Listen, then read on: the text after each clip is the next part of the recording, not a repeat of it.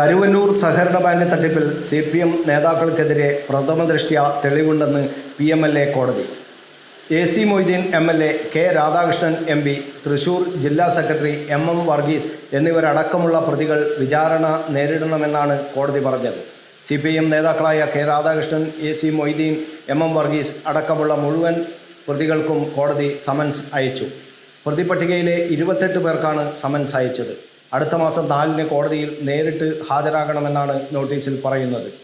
കരുവന്നൂർ സഹകരണ ബാങ്ക് തട്ടിപ്പ് കേസിൽ 2 പ്രതികൾക്ക് സുപ്രീം കോടതി ജാമ്യം അനുവദിച്ചു.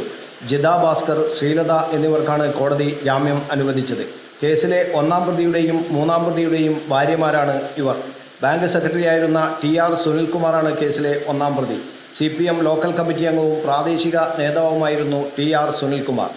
സംസ്ഥാനം കണ്ട ഏറ്റവും വലിയ സഹകരണ കൊള്ളയാണ് കരുവന്നൂർ സഹകരണ ബാങ്കിൽ നടന്നത്. പരാതിയെ തുടർന്ന് സഹകരണ വകുപ്പ് നടത്തിയ പരിശോധനയിലാണ് വൻ തട്ടിപ്പിൻ്റെ വിവരങ്ങൾ പുറത്തു വന്നത്. CPM നേതാക്കളായ ബാങ്ക് സെക്രട്ടറി അടക്കം 6 പേരെ പ്രതിയാക്കി ആദ്യം പോലീസ് കേസെടുത്തു. തുടക്കത്തിൽ 108 കോടിയുടെ തട്ടിപ്പായിരുന്നു സഹകരണ വകുപ്പ് കണ്ടെത്തിയത്. പിന്നീട് കേസ് ക്രൈംബ്രാഞ്ചിന് കൈമാറിയിരുന്നു. ക്രൈംബ്രാഞ്ച് അന്വേഷിക്കുന്ന കേസിൽ 31 പ്രതികളാണുള്ളത്.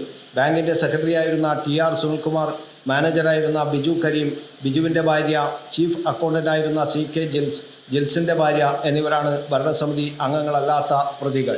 News bureau, Kannur media.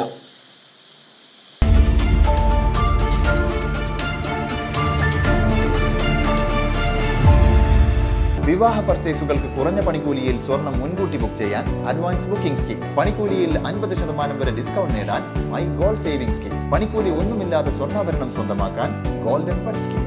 എന്നും വിശ്വസ്തയോടെ സ്വർണം സ്വന്തമാക്കാൻ ആരാധന ജ്വല്ലറി, കുവൈത്ത് ആൻഡ് കണ്ണൂർ.